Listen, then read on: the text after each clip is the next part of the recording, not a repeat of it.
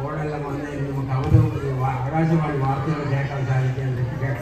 ആകാശവാണി തിരുവനന്തപുരം, കൊച്ചി, തൃശ്ശൂർ, പാലക്കാട്, കോഴിക്കോട് കൗതുക വാർത്തകൾ വായിക്കുന്നത് സൈമൺ തോട്ടാപ്പള്ളി പൂർവ്വം.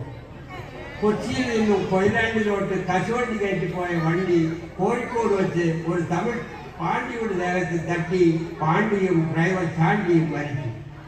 കേരള മുൻ മുഖ്യമന്ത്രി ഉമ്മൻചാണ്ടിയുടെ അപ്രതീക്ഷ വേർപാടിൽ തമിഴ്നാട് മുഖ്യമന്ത്രി എടപ്പാടി പളനിസ്വാമി ഞെട്ടുകയും അദ്ദേഹത്തിൻ്റെ തണ്ടൽ പൊട്ടുകയും ചെയ്തു. അദ്ദേഹത്തെ ചെന്നൈ അപ്പോളോ ആശുപത്രിയിൽ പ്രവേശിച്ചിരിക്കുന്നു. തൊഴിലുറപ്പ് പദ്ധതി പ്രകാരം സ്ത്രീകൾക്ക് ബീവറേജ് കോർപ്പറേഷനിലെ മദ്യക്കുപ്പികളിൽ ലേബൽ ഒട്ടിക്കുന്ന ജോലിയും അത് വിൽക്കുന്ന ജോലിയും നൽകിയിരിക്കുന്നു. ആ കുപ്പിയിൽ നിന്നും തന്നെ 2 എണ്ണം അടിച്ച് കാലത്ത് ജോലിക്ക് പോയ ഭർത്താക്കന്മാർ രാത്രി വീട്ടിലെത്തുമ്പോൾ ഭാര്യയ്ക്ക് തൊഴിലുറപ്പ് പദ്ധതി ഉറപ്പായി.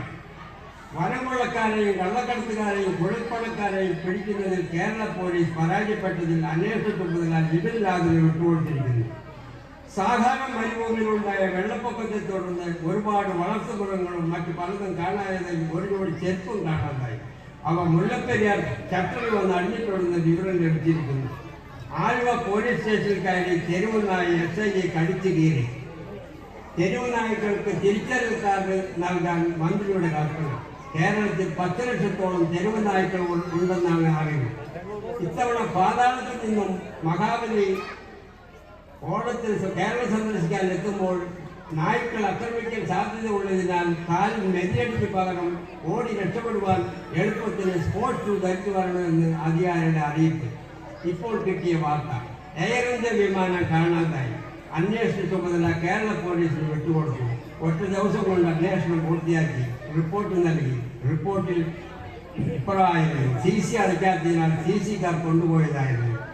വിദേശത്തു നിന്നും സായിപ്പും മദാമയും മലയാളം പഠിക്കാൻ കേരളത്തിൽ വന്നു. 2 ആഴ്ച കൊണ്ട് 2 വാചകമാണ് പഠിച്ചത്.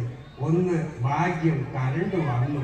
2 ഓപ്പ്, കരണ്ട് പിന്നെയും പോയി. ഇതാണ് മലയാളം പഠിച്ചത്.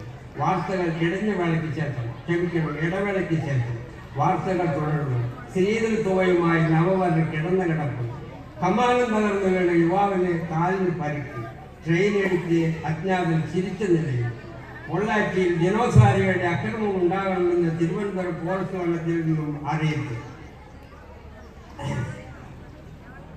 ഗസ്റ്റ് ഹൗസ് പൊട്ടിത്തെറിച്ച് പൊള്ളലേറ്റ നവമധു മരിച്ചു.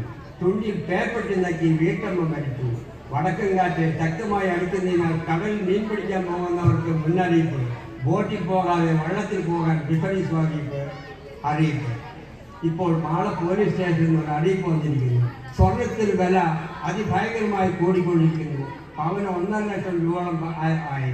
അതിനാൽ കാലത്ത് ദേവാലയത്തിലേക്കും ക്ഷേത്രങ്ങളിലേക്കും പോകുന്ന അമ്മമാരും സഹോദരിമാരും ആഭരണം അണിയാതെ പോകണമെന്ന് ഒരു അറിയിപ്പ്. പ്രത്യേക അറിയിപ്പ് 1. ജിമിക്കി കമ്പിലിട്ട് കാലിന് ജിമിക്കി കമ്പിലിട്ട് പോകുന്ന അമ്മമാരും സഹോദരിമാരും ഉടനെ അത് ഊരി വയ്ക്കണമെന്ന് ഒരു അറിയിപ്പ്. ഇല്ലെങ്കിൽ എൻ്റെ മെടജി മിക്കിക്കമ്മൽ എൻ്റെ പങ്കുപടിച്ചു, എൻ്റെ മെടജി മിക്കിക്കമ്മൽ എൻ്റെ പങ്കുപട്ടിട്ട് പോയേ, എൻ്റെ അപ്പൻ്റെ അടികുപ്പി എൻ്റെ അമ്മ കുടിച്ചു തീർത്തേ, എൻ്റെ മെടജി മിക്കിക്കമ്മൽ എൻ്റെ പങ്കുപട്ടിട്ട് പോയേ, എൻ്റെ അപ്പൻ്റെ ബ്രാൻഡിക്കുപ്പി എൻ്റെ അമ്മ കുടിച്ചു തീർത്തേ. വാർത്തകൾ കഴിഞ്ഞു. അടുത്ത വാർത്ത നാളെ വൈകുന്നേരം 9 മണിക്ക്.